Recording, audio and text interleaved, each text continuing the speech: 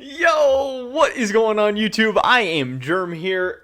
Everybody, especially people familiar with me, my content, my channel, how things go around here, they knew this video was coming. They knew we had to talk about the fact that Cloud9 was finished, or that they are finished, or whatever. Obviously, Cloud9 is coming off a rough 3-0 series against 100 Thieves. I mean, I think most people had 100 Thieves probably as the favorite coming into this series. C9 hasn't been looking as great recently, and 100 Thieves was coming in very, very hot. You know, I'm a guy who I really like this Cloud9 team, and I'm one who said 100 Thieves has maybe been a little bit overrated this year, but even I picked 100 Thieves to come out victorious in this series going into it. I thought it was going to be closer. I didn't think it was going to be a 3-0 stomp, but I did think 100 Thieves was going to come out with a win. I thought C9 was going to struggle for numerous reasons, but man, I don't think a lot of people predicted how bad C9 was going to look, and now there's all kinds of hot takes going around, and some of them I do agree with. Some of them I am really, really worried about for C9, but some of them I think are maybe being a little bit overblown as well. But we'll be talking all about Cloud9 in this video today, so definitely drop a like if you guys do enjoy it. I would appreciate that a ton. It really helps out my videos and my content.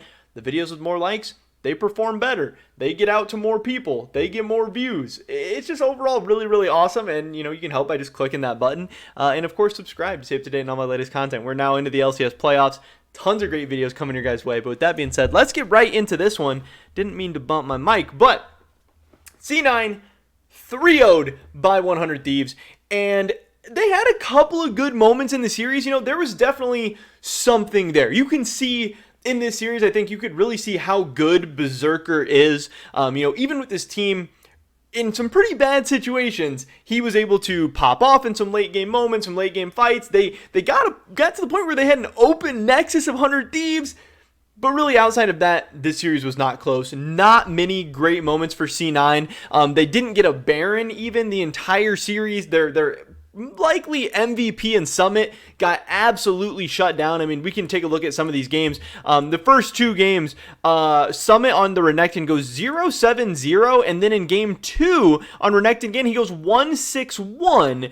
You know, so he was 1-13-1 through 2 full games of this series. Now, if this guy is your MVP, that's a little bit rough, and in some ways, I think this might even weirdly prove how he is the MVP, how he was the most valuable to Cloud9's success. Now, you saw what it looked like when Summit plays bad, and when he runs it down. This Cloud9 team cannot operate. You know, they mostly operate through the top lane, and that's been a good and bad thing. It's been a good thing because Summit has been so good that he's been gapping everybody. He's been able to carry them through the early and mid games. Him along with Blabber, I think Blabber's been very strong this season as well, but him along with Blabber have been able to carry Cloud9 through these early games and get it to the late game where things get a little bit easier for Fudge. Things get a little bit easier for Berserker, and Berserker's a late game monster. Then he's able to you know, bring some of these victories home. But when Cloud9 is so reliant on their MVP, their most valuable player, to carry them through that early game, to smash the top lane and create such a discrepancy and difference that he cannot be ignored or he's just going to win the game, that opens things up for Berserker. That lets him, you know, get popping. That makes things easier for Fudge. They can get going. But when it's time for Fudge to step up in that early to mid game, when it's time for Berserker to, you know, get something done in that early to mid game, obviously it's a little bit more difficult for AD carries. You saw, especially against a team like 100 Thieves, that really was not able to happen, at least not on this day. Now, I think there are a couple of different variables. Some of them people are talking about. Some of them I feel like they're not. I think one of the biggest things is the lack of stage play and the lack of playing in front of a crowd. You know, Berserker, I don't know if he's ever played in front of a crowd before. He's obviously coming from the LCK Academy team over with T1. I can't assume they were playing in front of crowds the last couple of years. He's a very young guy, so he hasn't even been in esports for very long in general, but he was in Academy and then also the pandemic. Winsome, I'm pretty sure what they said is he's not even from LCK Academy. He's from LCK Amateur, so he's even a step down. So coming to the LCS at all is already a big step up for him. But then, yes, it's a playoff match. A playoff match against 100 Thieves, which is a tough team, and that's already a series with a lot of like implications. And everyone knows C9's been struggling a little bit lately. Everyone knows 100 Thieves been coming in hot. Everyone knows this is a playoffs. This is best of 5. You know, it's a lot of firsts. It's a lot of tough moments.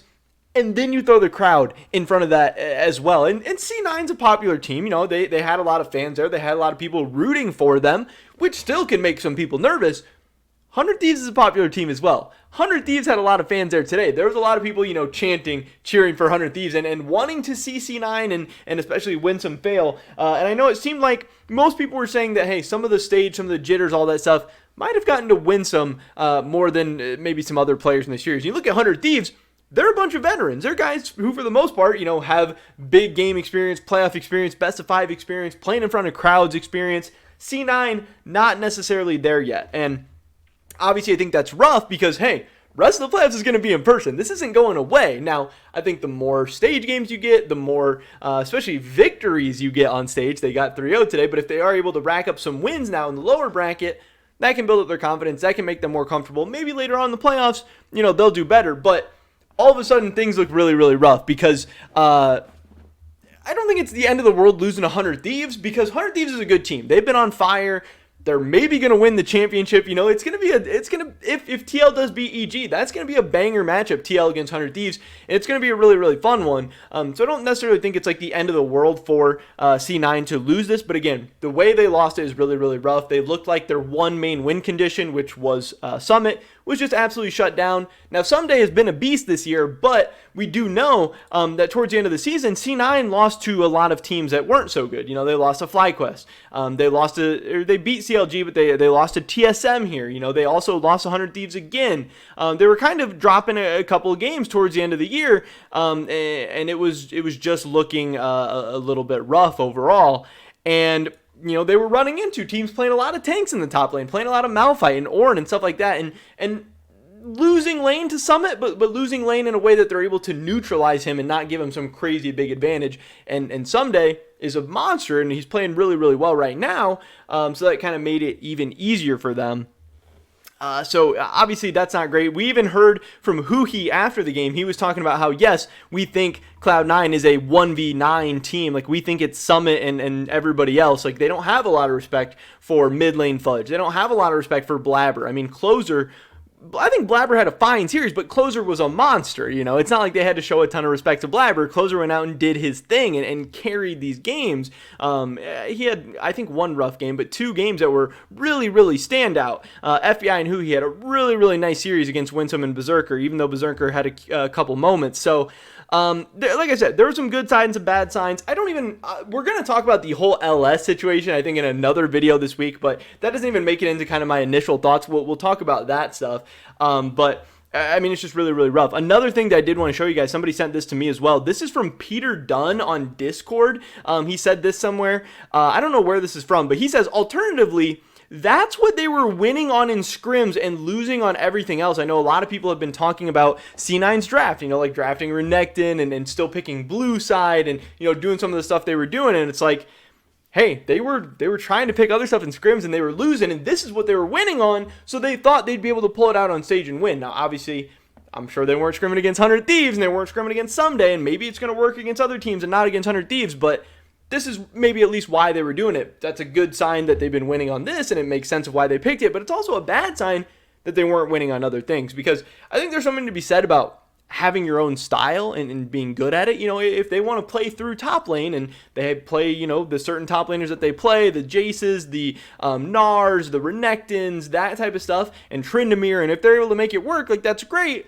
But there's also something to be said about being extremely one-dimensional and teams being able to very, very easily game plan around that, which it looks like 100 Thieves was able to do. Now, the alternative is, hey, C9's going to go back to the drawing board. Do they double down? Do they figure out how to keep playing around top lane and just do it better and execute better and kind of counter what 100 Thieves is going to do? Or do they try and play around mid lane? Do they try and play around bot lane? Is Fudge good enough for that right now? Is, Winsome and Berserker together, are they good enough in the early game to do something like that? Can Summit play a good enough weak side to do something like that? I don't know, and that's where we get a big question mark for C9, because again, coming into this, it's not like this was shocking. It's not like C9 was looking great and 100 Thieves was looking bad. A lot of the issues we saw for C9 today is stuff that we've been seeing for the past couple of weeks, and 100 Thieves has been really, really good for the past couple of weeks. So again, it's not great how C9 lost, and it's really problematic, and it does have me worried. Heck, at this point, I don't even know if they're going to beat Golden Guardians next week. If they win, I don't even know if they're going to beat Evil Geniuses next week. Like, other teams are going to be able to exploit some of these issues too. Now, I do expect C9 is going to beat GGS. I do expect they're going to beat EG. But, like, if those teams copy 100 Thieves' game plan and they're able to give C9 similar troubles, I wouldn't be totally shocked because, again, I think a lot of these same issues are going to keep popping up. And it sounds like things maybe are not going amazingly behind the scenes for C9 right now. You know, we talk about the 0-15 scrim week like last week.